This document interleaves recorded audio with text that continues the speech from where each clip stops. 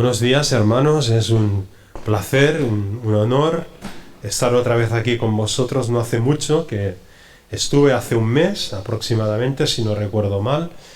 Y bueno, pues quiero compartir en esta mañana, con la ayuda del Señor, lo que Él ha puesto en mi corazón para que pueda ser de bendición para cada uno de nosotros. El texto que me gustaría compartir esta mañana con vosotros lo encontramos en la carta a los Filipenses, en el capítulo 2, y vamos a leer de los versículos 1 hasta el versículo 11. Filipenses capítulo 2, versículo 1 al 11.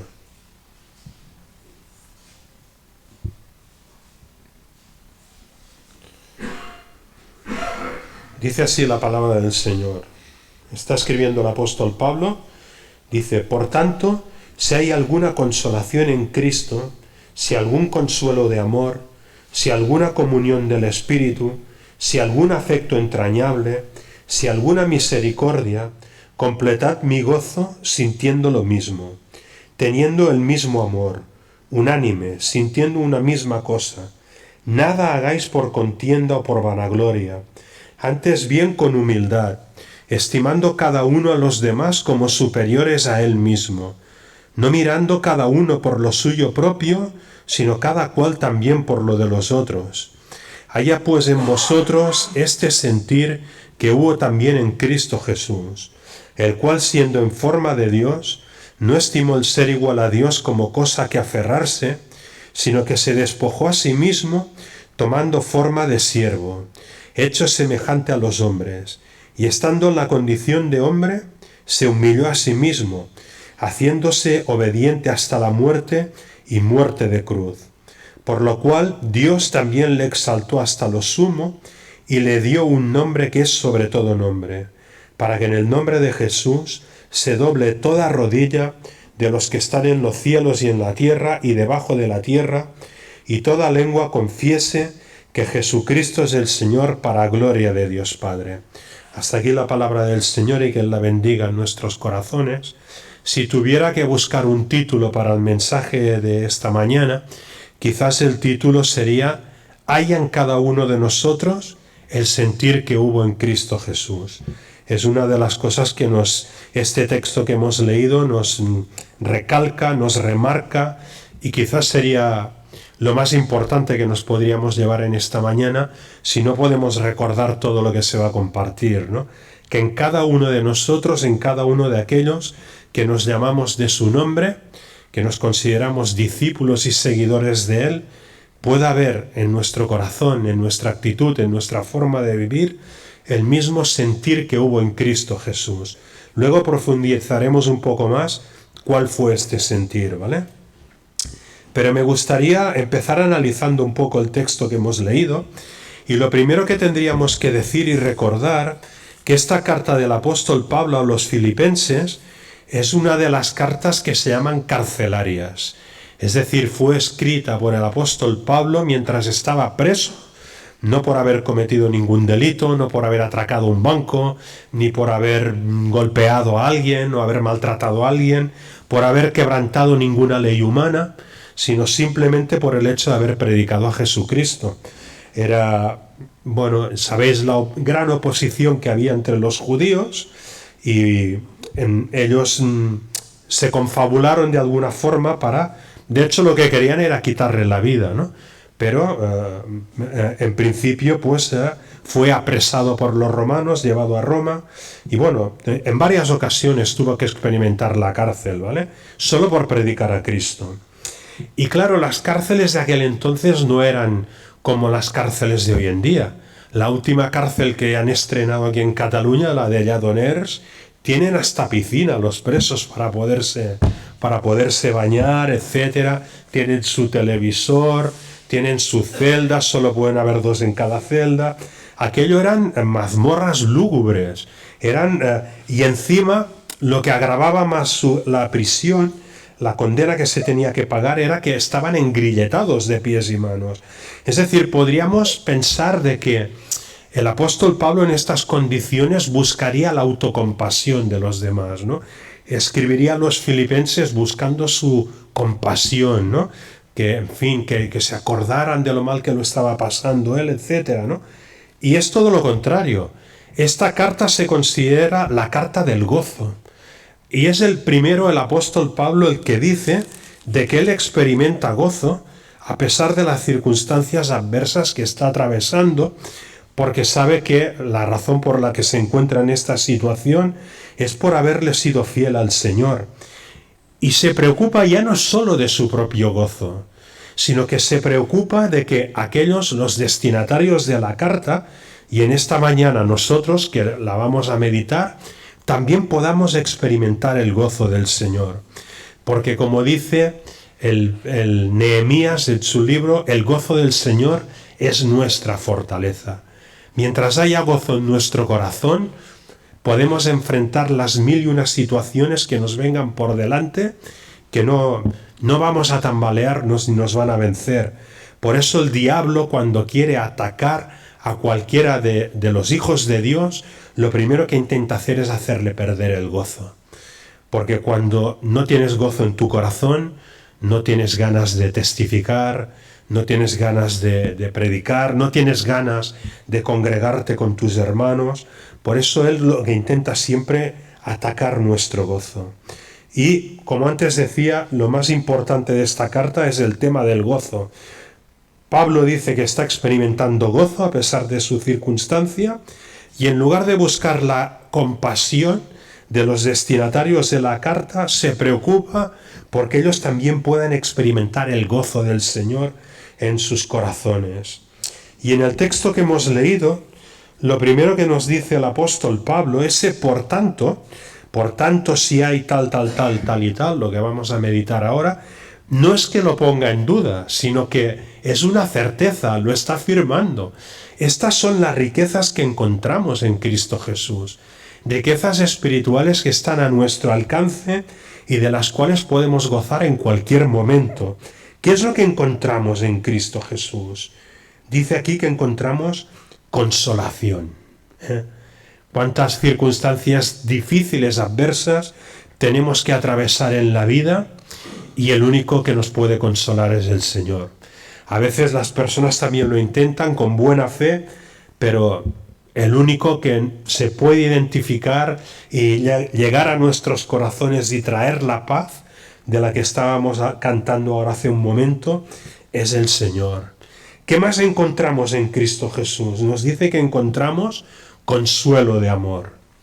Hay una canción, ¿no?, de los Beatles, ¿no?, que se titula All You Need Is Love, ¿no? No creo que la habéis escuchado en alguna ocasión.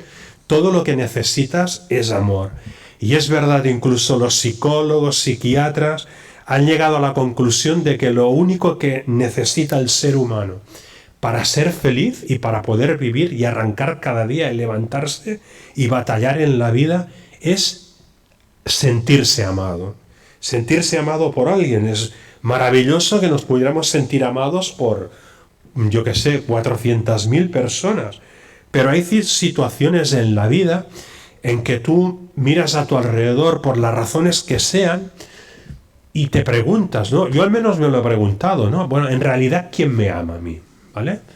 Porque la Biblia dice que el que ama está dispuesto a entregar su vida hasta por sus hermanos, ¿no? Como el Señor la entregó por nosotros. Hay momentos en la vida que tú te planteas de debilidad, de flaqueza espiritual.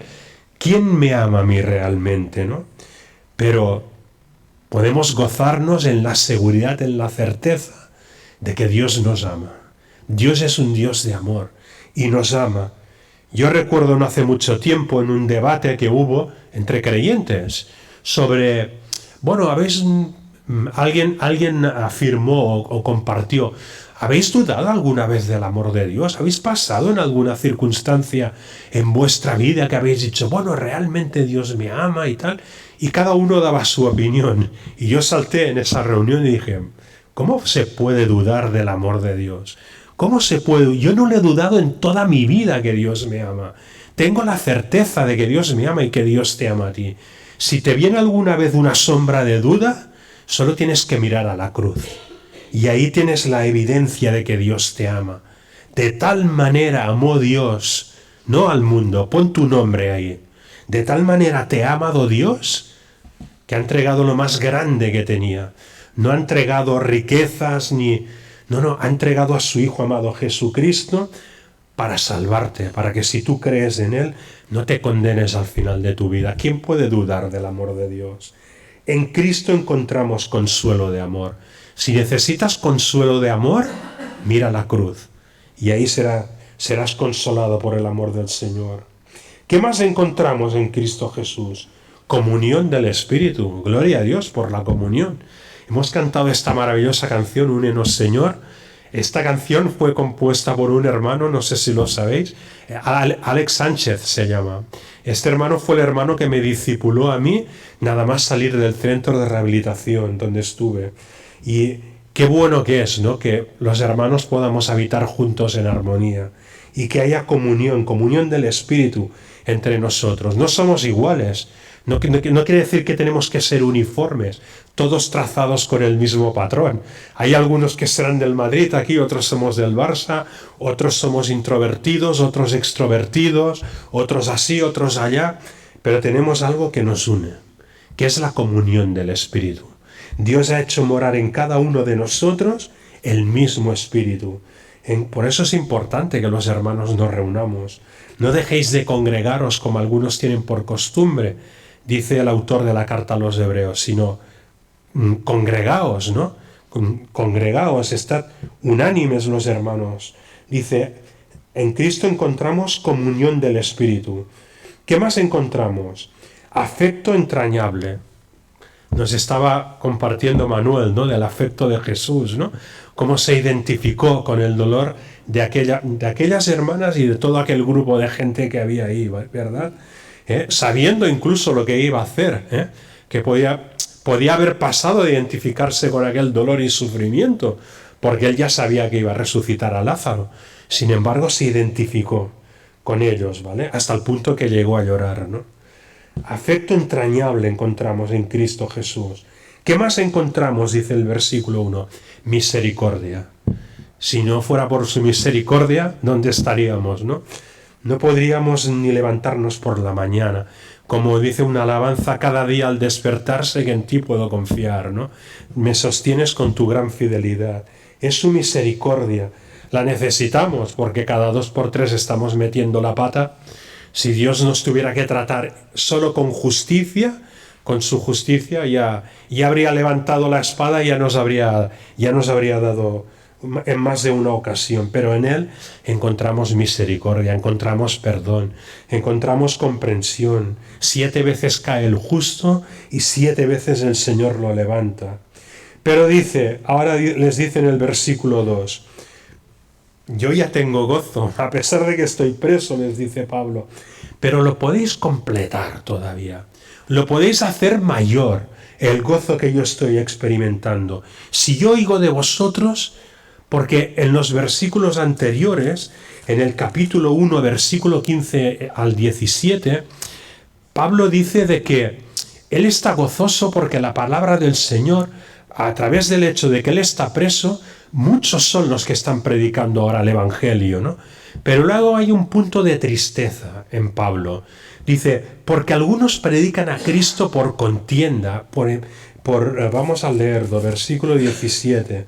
Los unos anuncian a Cristo por contención, no sinceramente, pensando añadir aflicción a mis prisiones, ¿vale? Hay motivaciones que no eran limpias en algunos de los que estaban predicando. Por eso, todavía dice aquí, en este versículo 2, Pablo, podéis llegar a completar mi gozo, ¿no? Esto hay una forma de vencerlo, de derrotarlo. ¿De qué forma?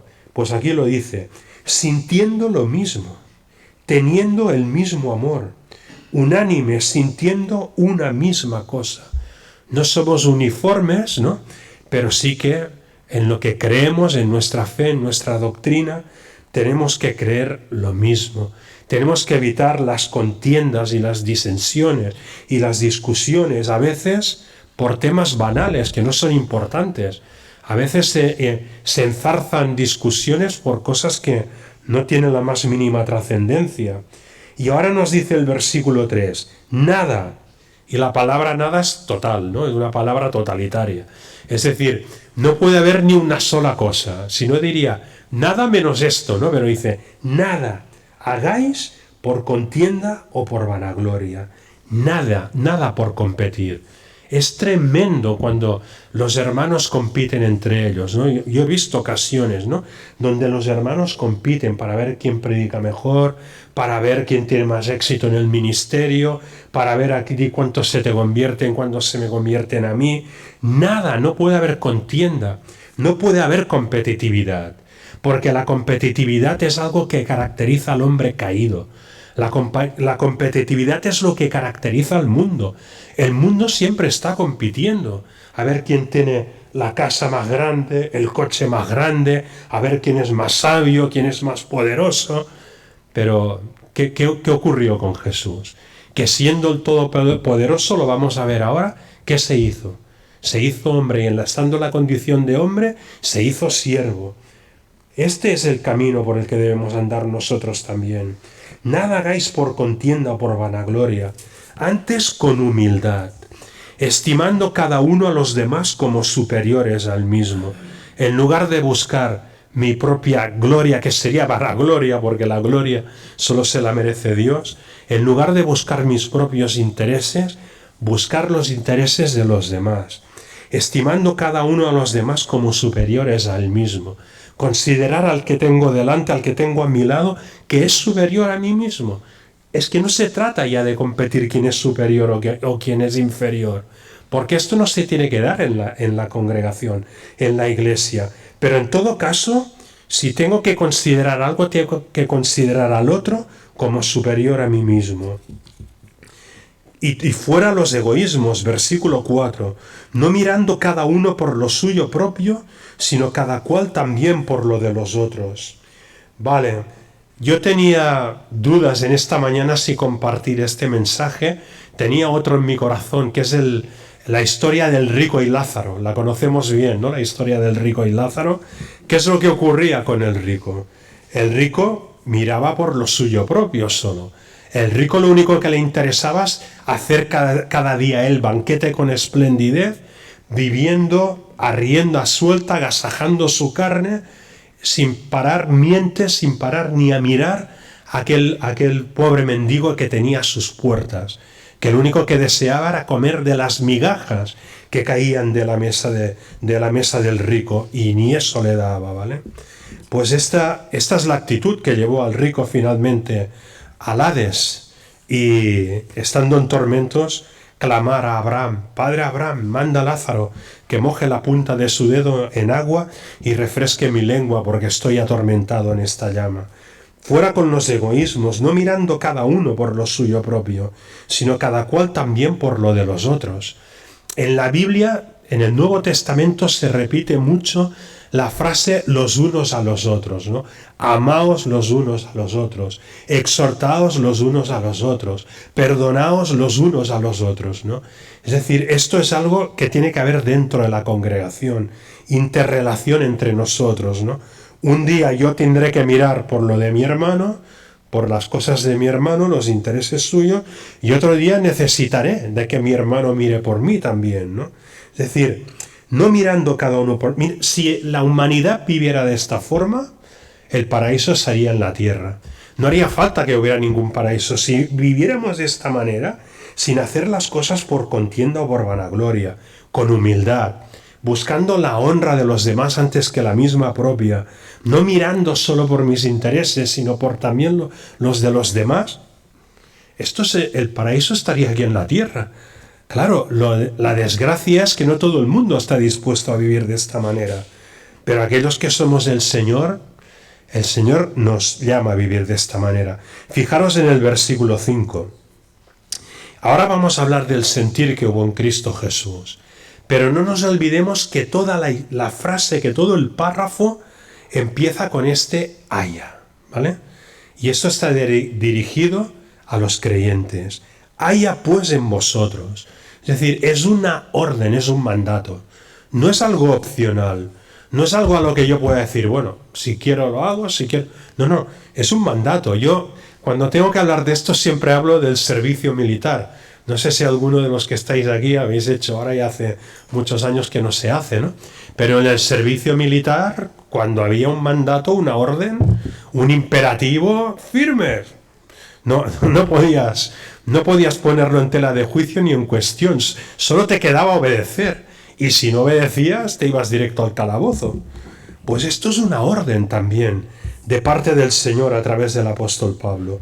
Haya pues en vosotros este sentir que hubo también en Cristo Jesús.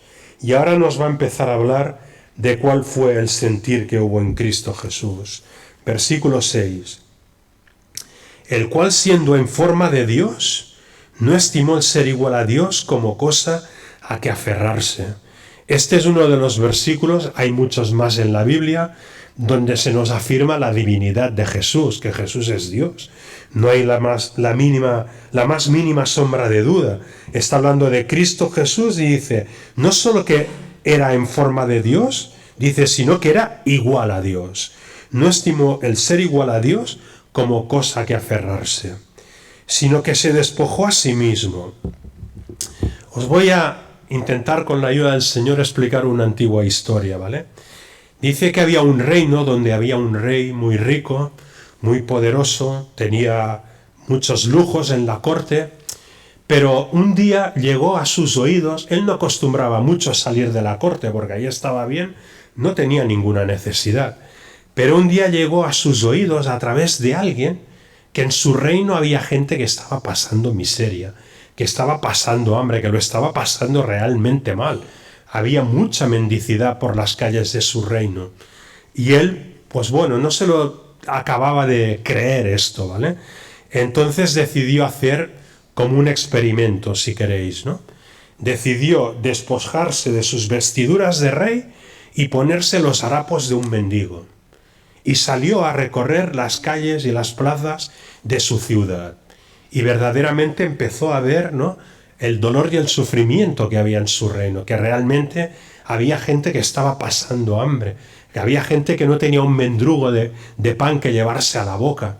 Estuvo durante un tiempo experimentando y conviviendo con los villanos, ¿no?, porque a los ciudadanos se les llamaba villanos, ¿no?, hasta que a los villanos de la villa, ¿no?, y al final se dio cuenta, ¿no?, verdaderamente que en su reino pues había gente que lo estaba pasando mal. Volvió otra vez a la corte y decidió rebajar impuestos de una forma tremenda a todos sus ciudadanos para que los ciudadanos pudieran empezar a vivir de una forma mejor, ¿no? Yo creo que esta historia es muy ilustrativa de lo que nos dice el versículo 6, ¿no? Jesús se despojó, nos dice aquí.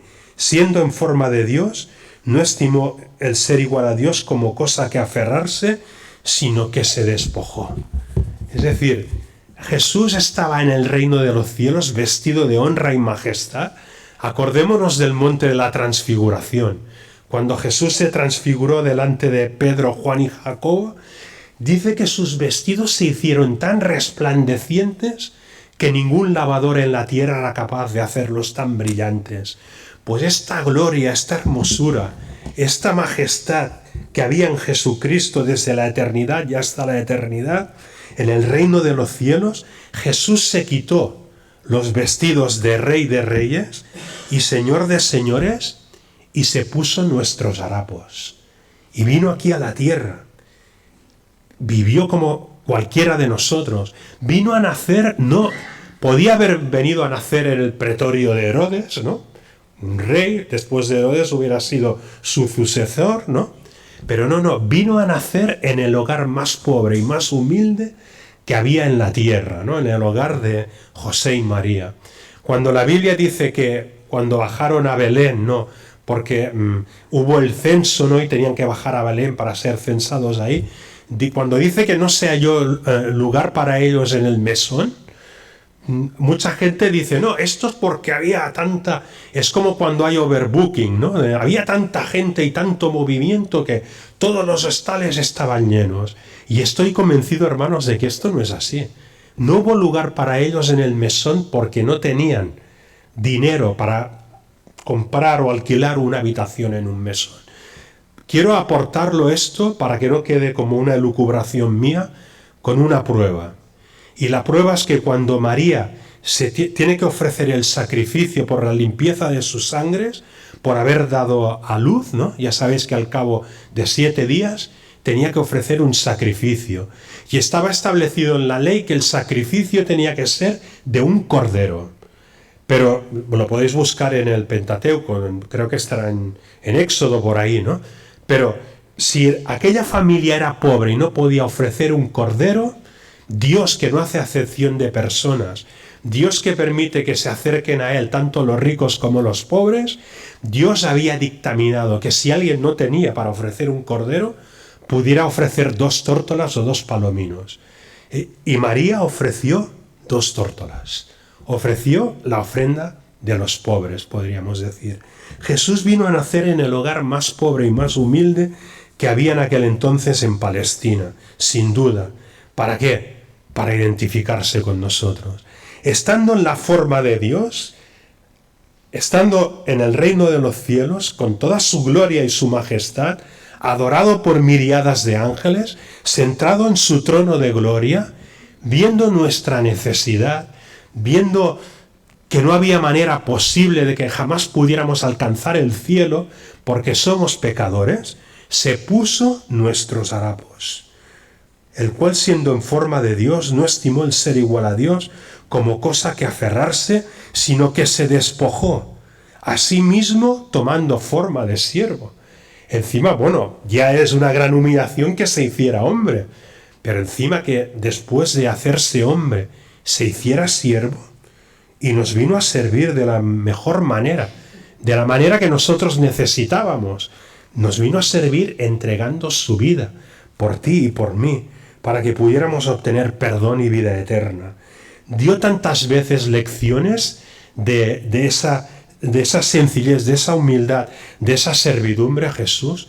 Vemos tantas lecciones en el Nuevo Testamento, por ejemplo, cuando limpió los pies de los discípulos, ¿os acordáis? Pedro no lo entendía. ¿Cómo tú, que eres el maestro, me vas a lavar los pies a mí? Si acaso tendría que ser al revés, que yo te los lavara a ti. Y le dijo, tú no me lavarás jamás los pies. ¿Y os acordáis de las palabras duras de Jesús? Si no te lavare, no tendrás parte conmigo. Lávame todo entero, entonces no. Ya estáis limpios por la palabra que os he hablado. El que está limpio solo necesita lavarse los pies. Y Jesús les lavó los pies. Él se hizo siervo, hecho semejante a los hombres, y estando en la condición de hombre, se humilló a sí mismo, haciéndose obediente. Una de las enseñanzas maravillosas, nos hablaba también Manuel, ¿no? De cuando Jesús lloró en el huerto de Getsemaní y sudó, y sus gotas eran como gotas de sangre que caían de su frente, y nos dice el texto en ese momento que tuvo esa oración. Padre, si es posible, pasa de mí esta copa.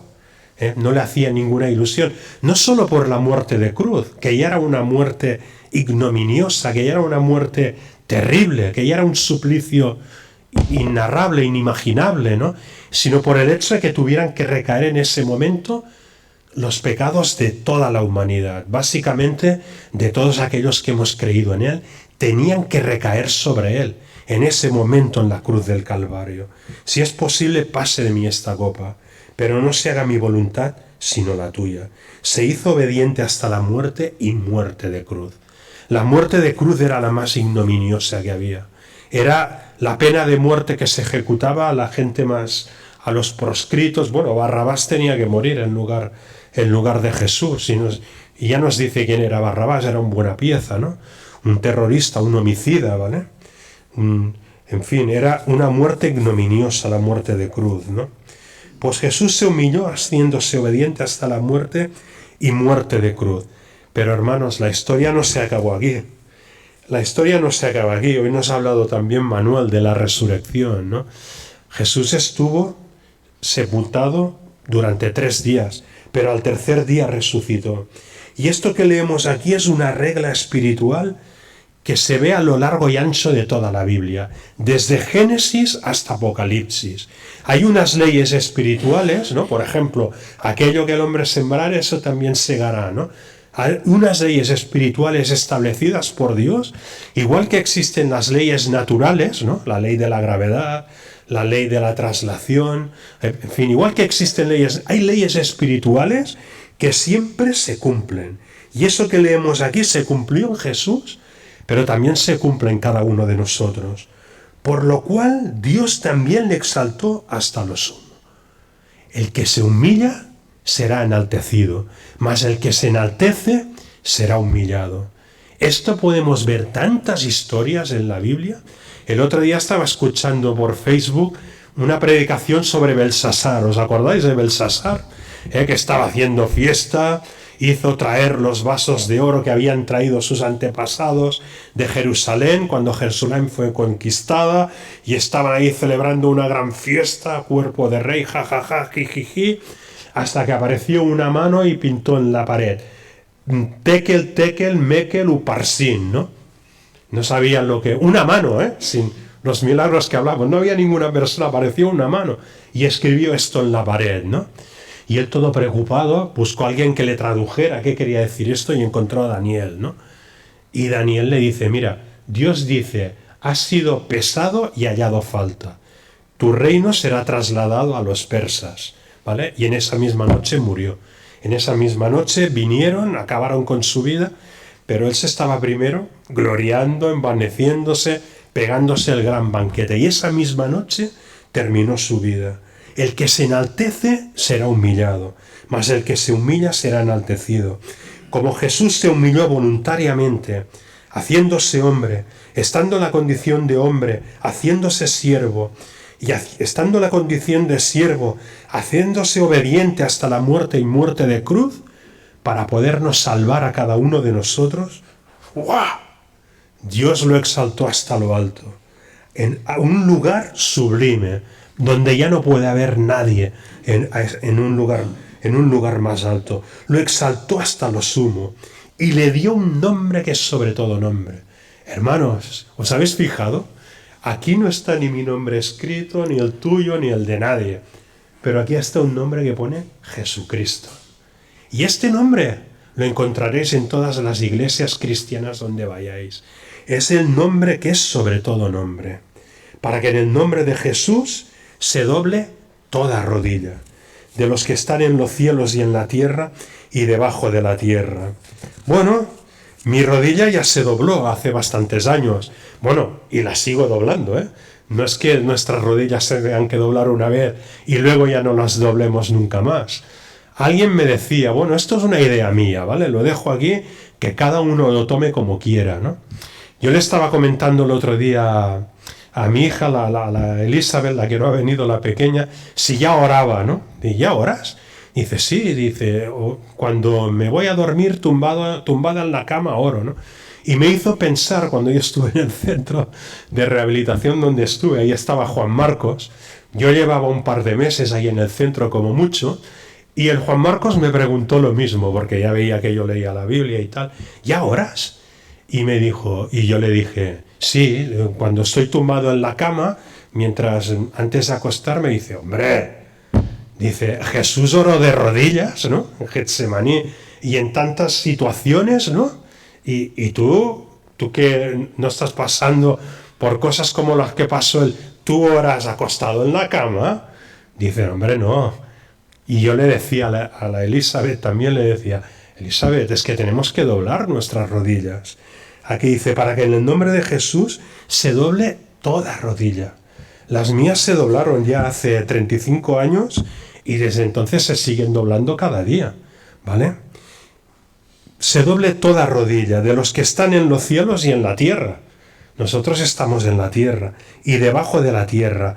Dice, y toda lengua confiese que Jesucristo es el Señor para gloria de Dios Padre. Eso ocurrirá en la eternidad.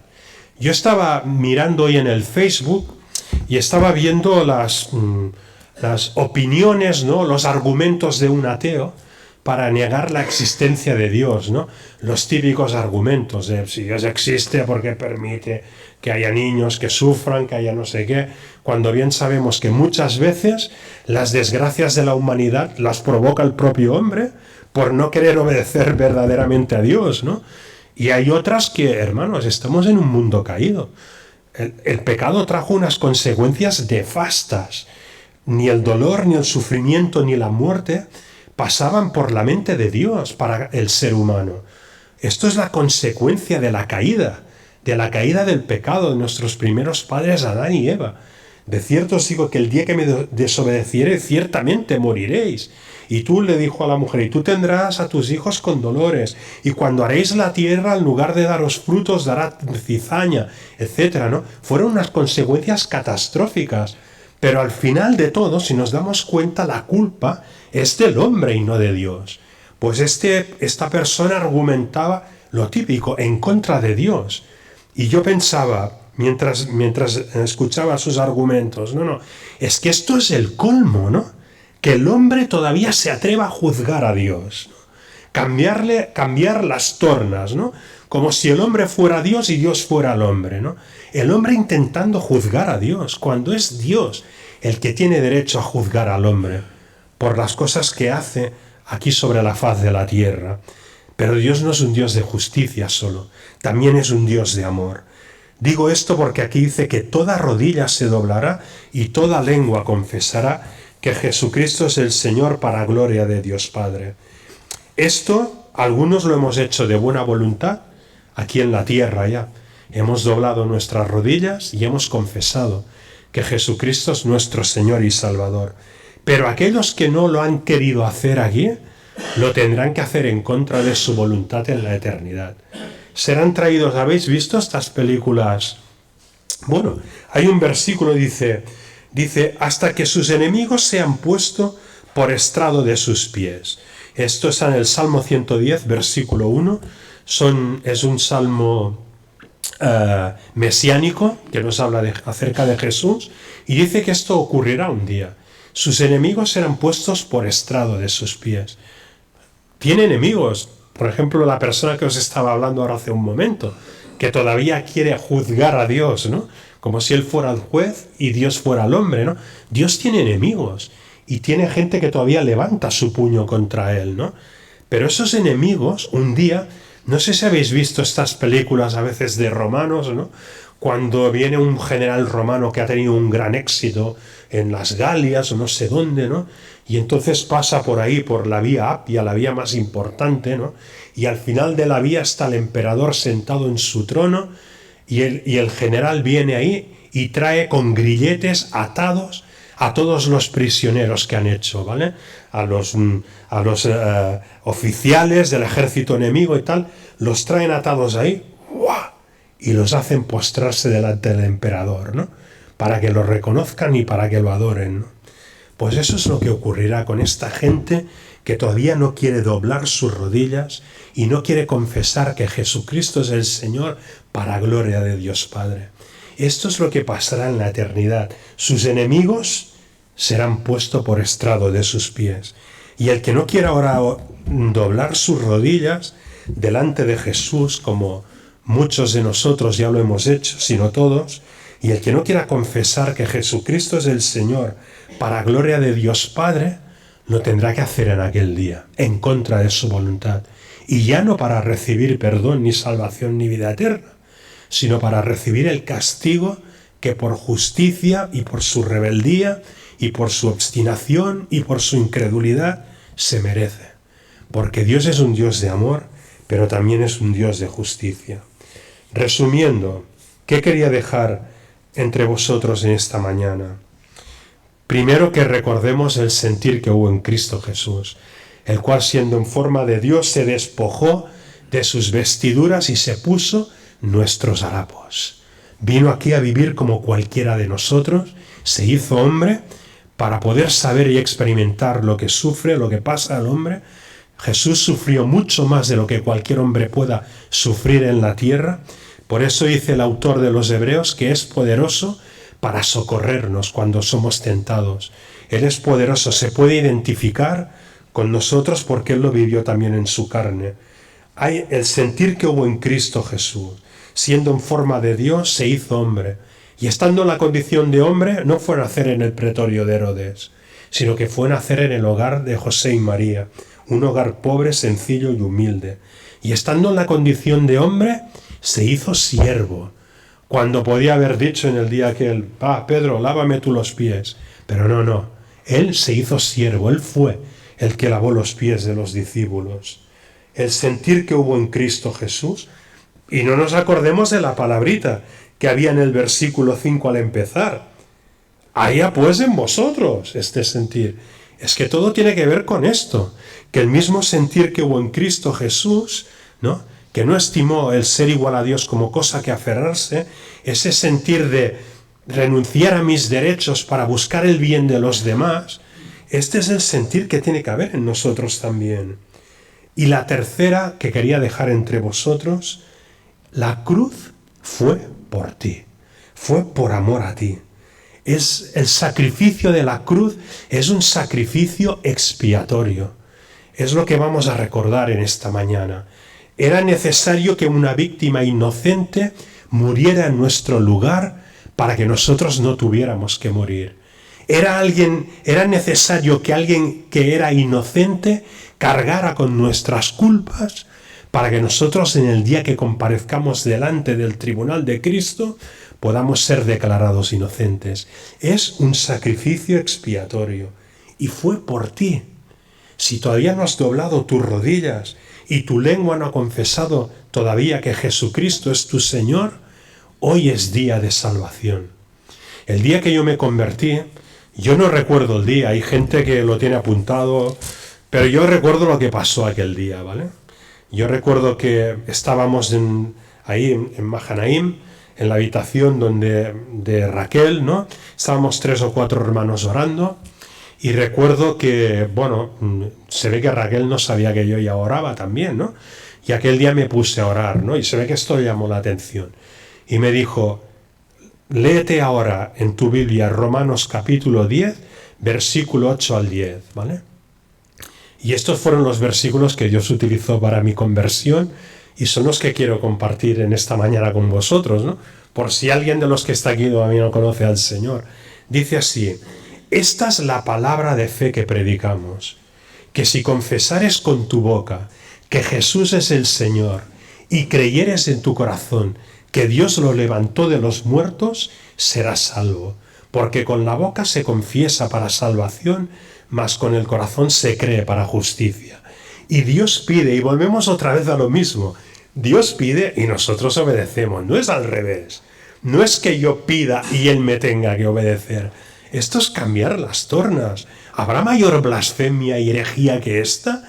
Que Él me tenga que obedecer a mí, que yo sea el que mande. No, Él es el que manda y a mí es el que me toca obedecer. Y Dios dice, Dios pide que yo tengo que confesar con mi boca y tengo que creer con el corazón. Las dos cosas son necesarias. No basta decir que yo he creído. No, lo tienes que confesar. Lo tienes que hacer público, lo tienes que decir con tu boca. Y tampoco vale que lo digas solo con tu boca, pero en tu corazón no te hayas convertido. Son los dos requisitos. Que si confesares con tu boca y creyeres con tu corazón, serás salvo. Eso es lo que quería compartir con vosotros en esta mañana y que el Señor bendiga su palabra.